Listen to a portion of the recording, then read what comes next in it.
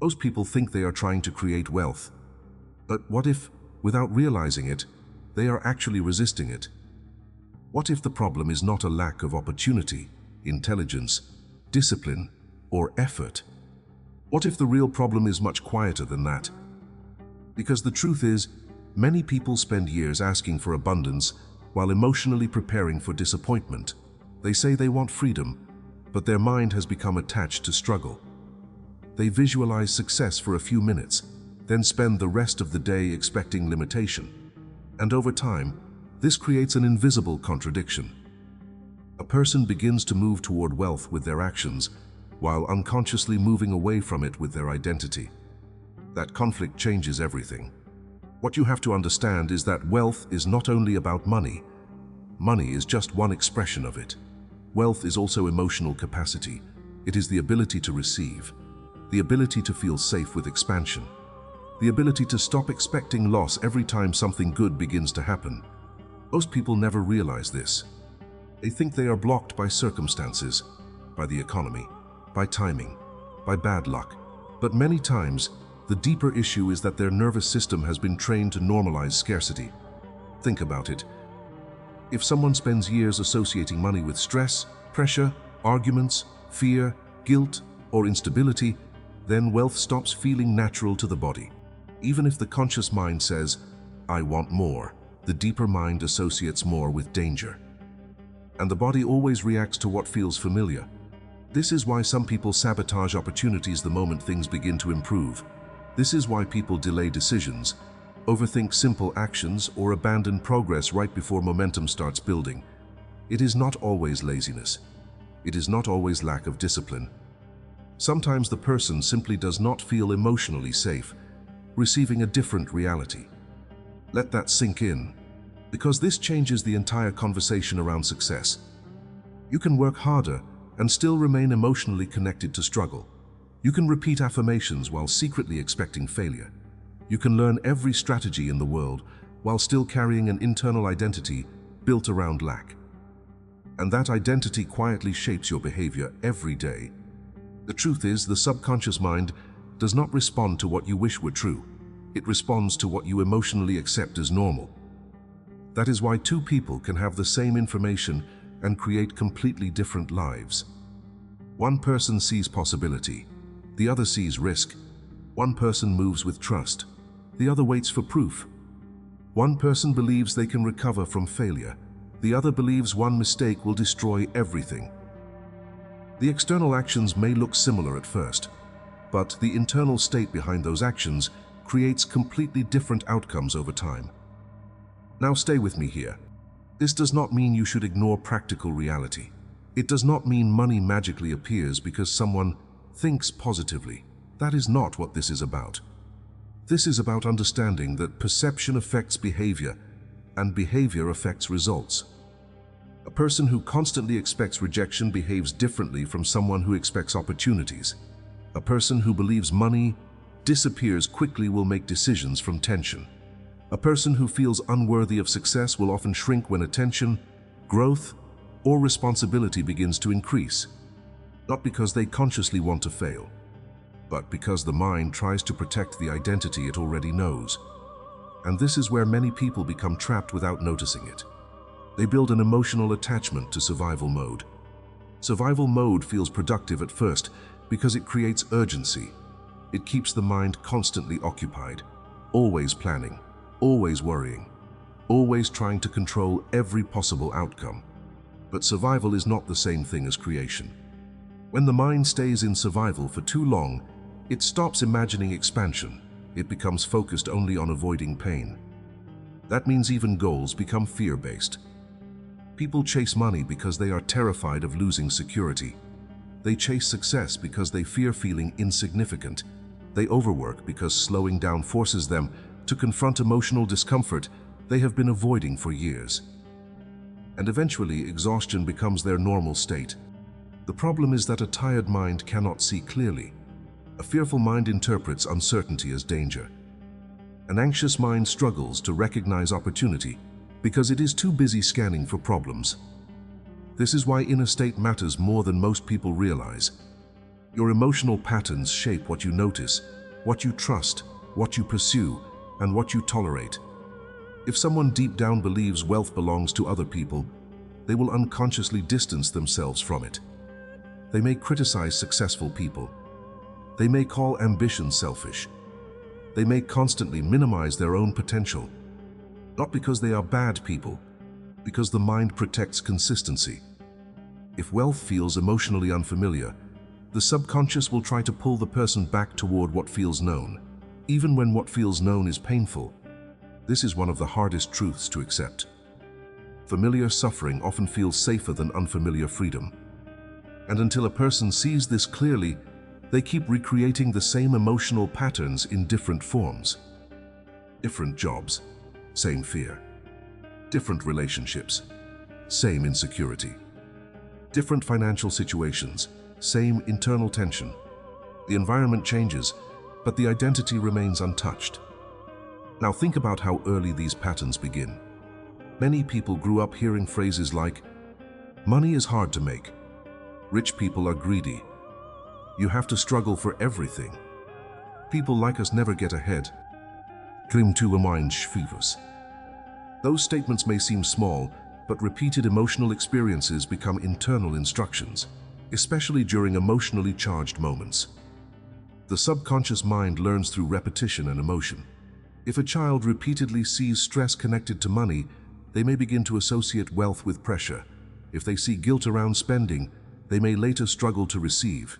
If they watch people sacrifice their health and peace just to survive, they may unconsciously believe success requires suffering. Then, years later, they wonder why abundance feels distant. But the distance is not always external. Sometimes the deeper issue is that the person has never emotionally practiced living without fear. This is where everything starts to change. Because once you become aware of these hidden patterns, you stop treating yourself like the enemy. You stop assuming you are broken. You begin to understand that many of your reactions were conditioned responses, repeated emotional programs, old interpretations that became automatic. And awareness creates space. The moment you can observe a pattern without immediately identifying with it, something shifts. You realize you are not the fear itself. You are the awareness noticing the fear. That distinction matters more than most people think, because a person who identifies completely with limitation remains trapped inside it. But a person who can observe, their conditioning begins to loosen its control. This does not happen overnight. Real change is usually quieter than people expect. It happens in small moments. You pause before reacting from fear. You stop speaking about your future as if disappointment is guaranteed. You notice how often your mind expects problems before they happen. You begin questioning old beliefs instead of automatically obeying them. And slowly, the emotional relationship with wealth starts changing. Not through force, through familiarity. What you repeatedly feel, you begin to normalize. This is why imagination matters. Not fantasy disconnected from action, but emotional rehearsal. The mind changes when it experiences something internally with enough consistency. If a person constantly imagines failure, stress, rejection, and collapse, the body adapts to those emotions. But if they begin emotionally practicing calm, stability, confidence, and possibility, the nervous system gradually stops reacting to expansion as if it were dangerous. That is when different decisions begin to emerge naturally. A person stops shrinking around opportunity. They stop apologizing for wanting more from life. They stop treating their dreams like unrealistic fantasies, and something else begins to happen. They stop obsessing over money itself, because they realize wealth is not only built through chasing, it is also built through capacity. The capacity to focus clearly, the capacity to stay emotionally regulated under pressure, the capacity to make decisions without panic, the capacity to receive support, visibility, and growth without immediately sabotaging it. Most people try to change results without changing their relationship to receiving. But receiving requires openness. And openness feels uncomfortable to people who spent years emotionally preparing for loss. So the process becomes less about getting money and more about becoming someone who no longer rejects expansion internally. That is a very different process, and it affects every area of life. Because scarcity is not always financial. Some people have money but still live emotionally deprived. They cannot relax. They cannot trust life. They cannot enjoy what they have because their mind is always preparing for the next problem. That is still scarcity. True wealth includes internal stability. It includes the ability to experience gratitude without fear that everything will disappear tomorrow. It includes the ability to stop measuring your worth through constant struggle. Most people have been conditioned to believe tension equals productivity. That rest must be earned through exhaustion. That peace comes after achievement. But many times, peace is what allows clear creation in the first place. A regulated mind sees possibilities that a fearful mind misses. A calm person makes different choices than an emotionally overwhelmed person. This is not abstract philosophy. You can observe it directly in daily life. When someone feels emotionally grounded, they communicate differently. They carry themselves differently. They tolerate uncertainty differently. They recover from setbacks faster because failure no longer destroys their identity. And that changes long-term outcomes. Now, this does not mean you will never feel fear again. Fear is part of being human. The difference is that fear stops becoming your permanent lens. You stop building your future around emotional survival. You stop assuming life is happening against you. And you begin understanding something most people spend years overlooking. Your inner world is shaping the way you interact with reality every single day. Not through magic. Through perception, emotion, behavior, and repetition. The truth is, wealth rarely enters a life that constantly rejects itself internally. And self-rejection can appear in subtle ways. Constant self-criticism, guilt around wanting more, distrust toward success, believing rest is laziness, feeling uncomfortable being seen, expecting every good moment to end. These patterns drain energy quietly, but once you see them clearly, they begin losing power. Because awareness interrupts automation. And maybe that is the deeper shift you needed all along. Not another strategy. Not another productivity system. Not another motivational speech.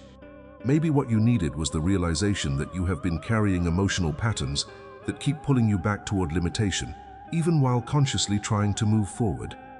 And once you see that, you stop fighting yourself blindly. You begin creating from awareness instead of fear. You begin making room internally for a different reality. That is where wealth begins long before money arrives. Inside the way you think. Inside the way you feel. Inside what you believe you are allowed to receive. So if this message connected with something you have been feeling but could never fully explain, subscribe to the channel and continue exploring these ideas with us. There is another video waiting for you that will help you understand how your identity silently shapes the reality you experience every day. And the more clearly you see yourself, the more clearly you begin to see what has been possible all along.